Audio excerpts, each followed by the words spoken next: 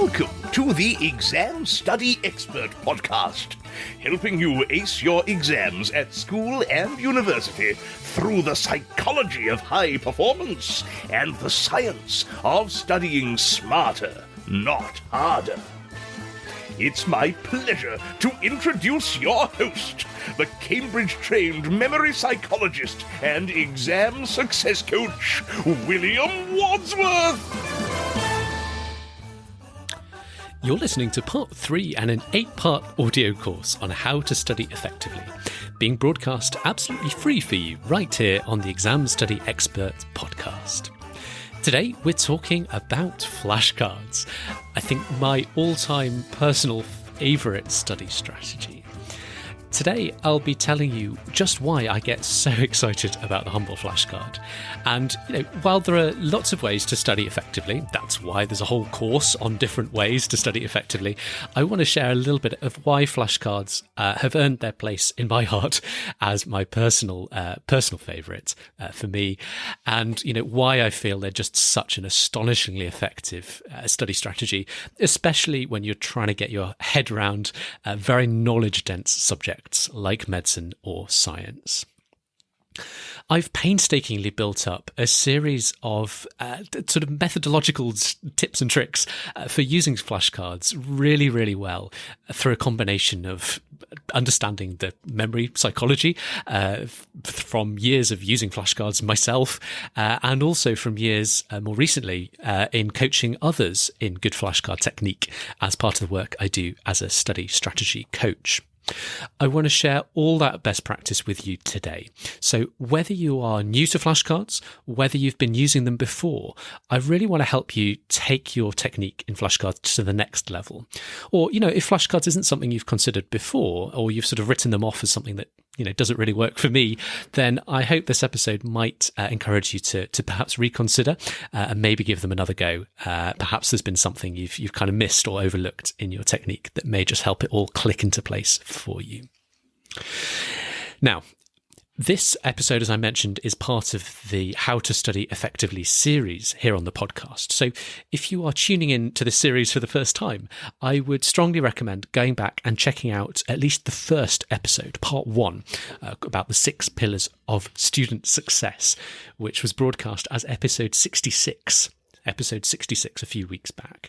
That gives you the kind of fundamental understanding of lots of the kind of principles and terminologies we'll be talking about in today's episode. So I would suggest, if you haven't already, going back and catching episode 66 before taking in the rest of this episode. With that little recommendation out of the way, let's get right into the fantastic field of flashcards. So a little bit of personal context first. More than any other study strategy, I reckon I absolutely owe my Cambridge psychology degree to flashcards. If I hadn't stumbled across my sort of flashcard strategy through a combination of basic memory psychology awareness plus a decent dose of good luck and good fortune, I really don't think there's any way without flashcards I could have learned all the knowledge I needed for my big year-end exams in the short amount of time I ended up having to work with. Flashcards work. Used well, they are astonishingly effective. They're not magic, but relative to other study strategies that I see students using a lot, like rereading or making notes, they are amazing. As I say, particularly when you've got very knowledge-dense subjects and you have a lot of just information, a lot of data to get in your memory. The power of a flashcard comes from 3 main factors. The first and most important thing is that you can use them for really effective spaced retrieval practice. Again, back to episode 66 with you, if you don't know what I mean by spaced retrieval practice. But in essence, it's the power of testing yourself, pulling information out of memory and doing that repeatedly, spaced out on different days over time. A well-made flashcard has a clear question on the front and a clear answer on the back. When you train with flashcards, you look at the question on the front and try and remember the answer on the back. It's beautifully simple, very focused, very targeted, spaced retrieval practice. Perfect. Second, they're a very efficient study strategy in the sense that they kind of let you skip steps versus other ways of studying. So to explain what I mean, let's just briefly think about studying in 3 phases. It's kind of phase 1 initial familiarity. Phase 2, spaced retrieval practice, where you actually memorize and absorb, get information to stick in memory. And phase 3, exam practice. Now, before you can get into phase 2, the spaced retrieval practice, most students reason that you need a kind of at least some familiarity with the material, perhaps by starting with a bit of rereading or making some summary notes. That's your kind of phase 1, rereading, summary notes, may perhaps gets you that initial familiarity before you can move into phase 2 and do your spaced retrieval practice. Now, I kind of don't disagree with that view per se, but I would say that a very common mistake is to spend too long on phase 1, spend perhaps even the vast majority of your study time on things like rereading or note making, gaining that initial familiarity, when really you want to be getting through phase 1 and getting that initial familiarity as quickly as possible and pushing yourself to move into phase 2 and the spaced retrieval practice bit as soon as possible, really, which will be before it feels truly comfortable. So where do flashcards fit into all of this? Well, a really nice feature of flashcards is that if you make them yourself, rather than using ready-made flashcards, and I do recommend you make them yourself if at all possible, then what you can effectively do is combine those phases, combine that initial familiarity and the spaced retrieval practice kind of in a single technique. Because when you are making the flashcards, that kind of serves as the phase 1, the initial familiarization bit. You make the flashcards, that's your phase 1. You write up the question and answer pairs on the front and back of the flashcards. That gets you the initial familiarity of the topic. And then you can go straight into phase 2 and start testing yourself, start doing that retrieval practice using the flashcards. You don't have to use separate study techniques for phase 1 and phase 2. Your flashcards cover it all, which is great. And then the third reason I love flashcards is just their sheer flexibility. If you're drawing them by hand, particularly, and I know you can, do this digitally to varying extents depending on the tool you use for digital flashcards, but particularly hand-drawn flashcards, you can put anything you want on the back. You can put drawings, diagrams, formulas, words, numbers, tables, whatever you want on the back of a flashcard. You can even scribble little jokes in the corner of a card once in a while to amuse you. You can carry them everywhere. If it's digital, if you're using digital flashcard tools, you can load up an app on your phone, or if you're using paper flashcards, you can slip a deck of flashcards into your pocket as you go out and about. And dare I say it, I think they make studying feel a bit fun. There's a real satisfaction in that feeling of flipping through a deck, particularly for me, the paper flashcards, knowing that each time I'm training with that deck, I'm getting more and more mastery over the material. It's almost like a self-quiz. It's a game. It makes it feel a bit more like a game. And again, I know some of the digital flashcard tools do a good job of kind of making it feel a bit game-like as well, which is great. Okay, so that's why they work. I hope I'm starting to convince you of why I get so excited about them. I just want to say a few words about how to use flashcards well. And I want to spend a bit of time talking about this because it's a really important point. At its heart, a flashcard has a question on the front, an answer on the back. But once you get into it, as I will in the next few minutes, there is a whole lot of depth to the methodology when it comes to using flashcards really, really well in practice. You may be surprised how much room there is to go from mediocre flashcard technique to really mastering this powerful strategy. So here are my top do's and don'ts for flashcards. I'm going to start with the phase where you are making the cards. So this is where you're writing the flashcards in the first place. My do's and don'ts for that. And then I'll come on in a few moments' time and talk about my do's and don'ts for how to train with the flashcards, how to test yourself with the flashcards. But do's and don'ts for writing them first. Okay. Don't use ready-made flashcards if you can. In other words, write them yourself. This isn't a hard rule, but it's definitely preferable in most cases to write them yourself. Yeah, I know you can buy or find ready-made flashcards for a lot of popular courses, but there's an effect called the generative effect in psychology that shows us there is a clear benefit in making your study materials yourself, whether you're going digital or writing paper flashcards. Something that just helps you get your head around the material. As I mentioned, it's sort of like that phase 1 when you're writing the flashcards in the first place, gaining that initial familiarity of the topic. Plus, it gives you much more flexibility to use some of the other tricks I'm going to talk to you about now. So do have a clear question on the front, a clear answer on the back. This is the simplest do of all, but I have to make it explicit because I've seen many, many times that not actually happening. Simple, clear question on the front, clear answer on the back. That way you can test yourself by looking at the question on the front and trying to remember the answer on the back. That's the retrieval practice. That's the bit that makes flashcards actually work. Okay.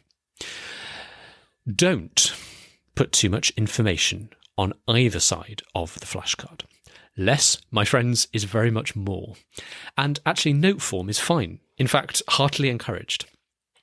Some of the most effective flashcards just have a very few words, perhaps even a single word on the back, and maybe just a couple of words on the question side to cue the to kind of phrase the question in note form. A single word on the back, maybe even a single name or a date or a number. I've seen flashcards that have whole paragraphs written up neatly on the answer side. If you're writing this much, if you're writing full sentences and several sentences, whole paragraphs, multiple paragraphs on the back of a flashcard, I have news for you. That is not a flashcard. All that is making notes, but on a small size of paper, and you are entirely missing the point of the flashcard. So if you find yourself writing little essays or paragraphs on the back of flashcards, stop, take a cold shower, and start breaking up information over lots of cards. So maybe one paragraph that you write, maybe one of your flashcards with a paragraph on the back, you want to break up over like 8 separate flashcards, and go for those clear little bite-sized question-answer pairs. My next tip, if you have complex multi-level information to learn, do consider using an initial flashcard to learn the structure of the information and then subsequent cards for the details. Let me explain what I mean. So let's say there is a 5-step process you need to learn for your course. You need to know the names of each step in the process. Step 1, step 2, 3, 4, they've all got their names. And then for each step, you need to know the details about what goes on in each step. If you had all of that on the back of a single flashcard, it would be a lot of information and quite hard to learn all at once. So remember, less is more, break it up over lots of flashcards. The way I might tackle this is using flashcard 1, so the first flashcard, to test yourself on the names of the 5 stages. So flashcard 1 says, whatever process it, name of process, 5 steps.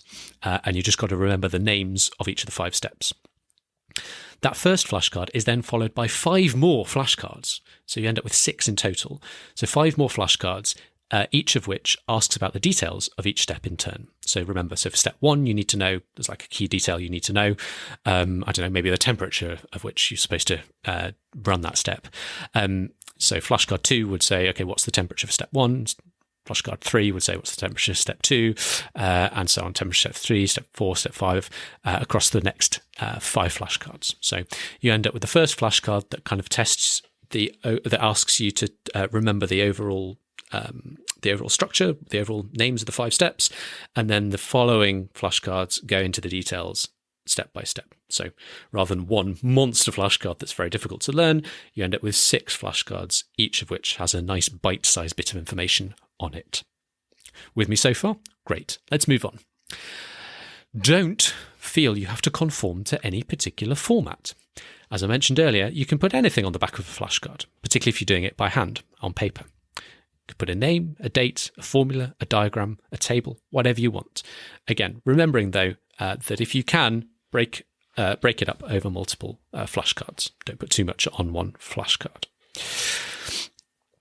Do consider adding a note on the front of a flashcard if there is a certain number of things you need to remember. So again, if it's a list of 5 things or a list of 5 steps in a process, I might actually write the number 5 on the front of the flashcard to make sure I remember I've got 5 things I need to remember. And if I haven't remembered 5, I need to keep going and trying to research my memory until I've thought of 5 things, if at all possible. And the final it's a tip I've got for you in terms of making flashcards. Don't spend too much time writing the cards. Make them quick. Go, go, go. Remember, the real benefit comes, the real memory work comes when you actually start to test yourself, train yourself with the flashcards. Writing the cards, that's just the kind of the warm-up. That's the introductory step. That's not the bit that gets you to learn the content. You need to write the flashcards, of course, in order to get on to the next step where you're testing yourself with them. But go fast when you're doing the writing. Save more time for testing yourself.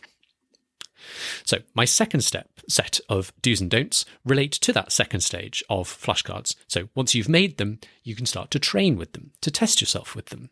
As I say, this is where the real work is done. So try and leave as much time as possible for this second stage. Here are my do's and don'ts for getting the most out of training with the flashcards. I do normally suggest keeping your flashcards in order, unless there is really no order or logic to the information you're learning. Most of the time, though, flashcards on a particular topic will kind of form a sequence of some kind, working through relevant areas of the topic in an order which makes more sense than if they were just jumbled up and shown in a random order. This tip about keeping the flashcards in order is especially important if you are facing long-form written answers or essay-style questions in the exam. By keeping your flashcard decks in sequential order when you're learning, it'll help you remember the points, help you remember the material in some kind of logical order, which is exactly what you'll need if you're writing up a long-form description or an essay of that topic. For this reason, if I'm using paper flashcards, I'll use decks that are spiral bound so that they stay in order rather than just having loose cards. And I think on a lot of the digital flashcard tools, you will, if you look deep into the settings, you'll find an option to keep flashcard decks in order rather than random jumbled up when you're in test mode. So I'd recommend looking into that. And if your flashcard tool doesn't have that functionality, you might consider choosing a different tool. Don't be tempted to refresh your memory by flicking through the cards before retesting yourself. So say you've made some cards a week ago and you're coming in to test yourself. A very common mistake I see students doing a lot is just having a little look through the flashcards. It's been a week since you made them, so having a little look through before you then retest yourself. Do not do this. That's cheating and completely messes with the benefits of the spacing effect that we met back in episode 66 on the 6 pillars of studying effectively. So do give yourself plenty of time to remember as you're testing yourself. Don't flip them over too soon. Look at the question. If you need to, sit there, screw up your eyes, reach into your memory for at least 20, 30, 40 seconds, if that's what you need to do. That is golden memory work. When you're sitting there, screwing up your eyes, reaching back into your memory. Oh, that is the best bit of memory work you can be doing. The most effective bit of retrieval practice of all is when you can recall something successfully when it feels really hard to remember, when it's kind of just on the verge of being forgotten. So lean into that and savor those moments where you can. You might not always be able to remember it. That's okay. Don't worry. Trust the process. I'll be talking about that more in a second. Don't do all your remembering in your head. So as you're testing yourself, don't try and remember everything in your head unless those answers are really, really super short.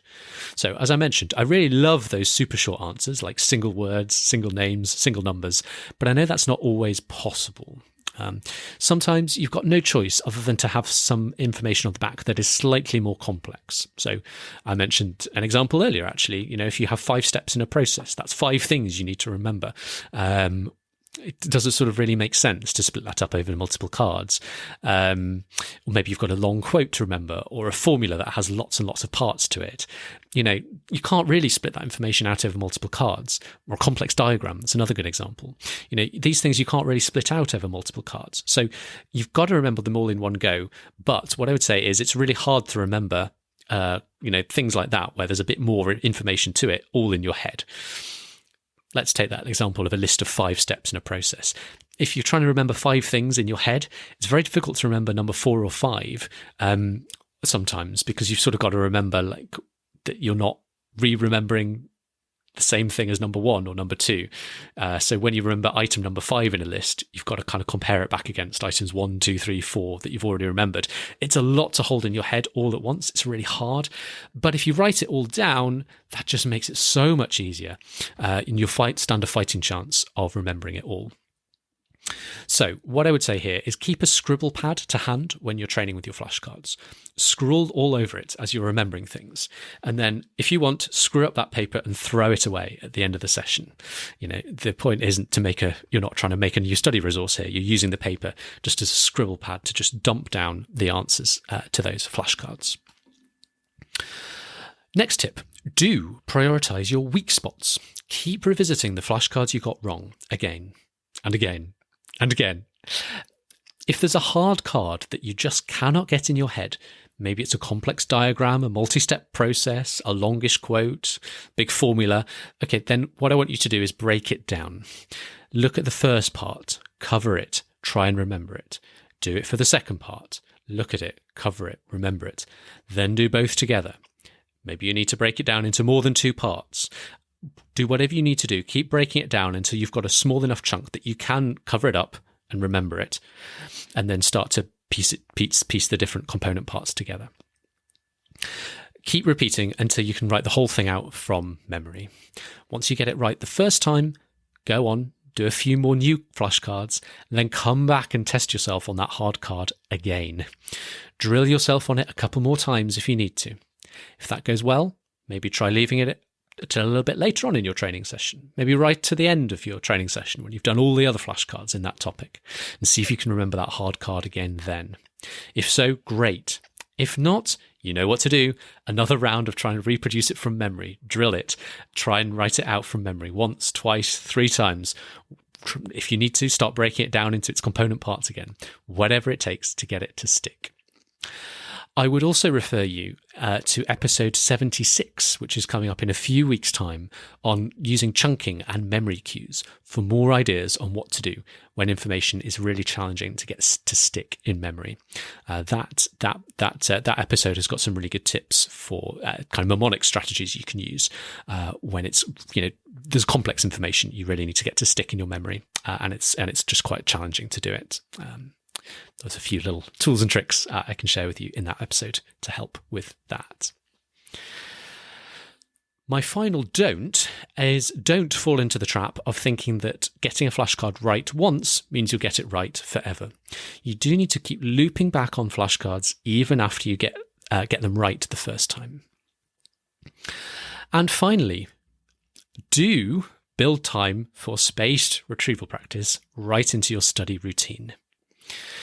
We talked about the Goldilocks principle in episode 66 that basically says leave shorter gaps between retesting if you're finding it impossible to remember and your recall accuracy is very low.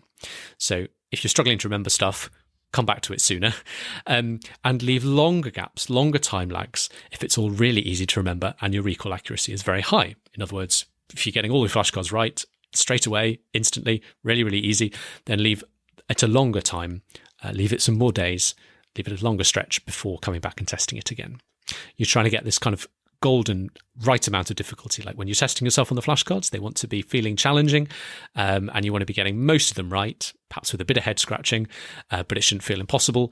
But they shouldn't feel too easy either. So if they all feel really, really easy, you're getting 100%, no difficulty at all, you can afford to leave it a longer time lag before testing yourself on that flashcard deck again. If it's all completely impossible and you can't remember a thing, then you want to leave a shorter time lag next time before coming back and testing yourself on it again. So a good way to kind of put this on autopilot is to just bake your spaced retrieval practice opportunities right into your study routine. So when I was making flashcards as a psychology student, what I do is spend perhaps an hour making flashcards, dedicate the last 5 to 10 minutes of that hour to testing myself on all the new flashcards I just made. Then I'd go have a short break, come back and retest myself on that set of flashcards a second time. I'd then end the whole day with maybe 30 to 40 minutes retesting all that day's cards for a third time. I started the following day with 30 to 40 minutes dedicated to retesting all yesterday's cards. So by now, Within 24 hours of making the flashcards, I've tested myself on them 4 times. Once at the end of the session, a second time at the start of the next session, a third time at the end of the day, and a fourth time at the start of the next day. All as part of my study routine. So every hour block starts and finishes with a bit of retrieval practice, and the day as a whole, the first block of the day, the last block of the day, that's dedicated to not making new flashcards, but testing myself on flashcards I'd made. Maybe then once a week, I'd set aside maybe an afternoon, maybe a whole day as the volume of flashcards grew, and retest myself on all the flashcards from that week, plus maybe some flashcards from previous weeks, prioritising ones I felt I knew less well. So, that wraps up my do's and don'ts for good flashcard technique. Powerful, powerful stuff. Remember, there are multiple ways to be right when it comes to studying effectively. For other ideas, see previous episodes in this course, such as episode 68 for the brain dump or blank page retrieval technique, which came out a couple of weeks ago. And also look out for upcoming episodes on Q&A ultra notes, doing practice papers, mnemonic strategies that I mentioned a few moments ago, and much, much more. But flashcards are undoubtedly popular. Done well, they work. Simple as that. But as always, so you don't have to take my word for it, next week in episode 71, we'll be meeting one of my former coaching clients who's become a big advocate for flashcards too. I helped her overhaul her study strategy earlier this year, and as you'll hear in that episode with her next week, she's had some astonishing success since, placing her in the top fraction of a percent in her exams so far, as well as enjoying much less stress and overwhelm as part of her preparation process. So do join me again next week to meet Divine and hear just how she achieved such amazing success using the flashcard strategy we've been talking about today. For now, thanks again for listening. It's been such a pleasure, as always, to have your company. Wishing you every success in your studies. Thanks again. If you've got exams coming up, you can now get all of William's favourite tips and tricks to save you time and get you higher grades, all in one handy cheat sheet. Grab your copy at examstudyexpert.com/free tips. Thanks again for listening, and see you soon.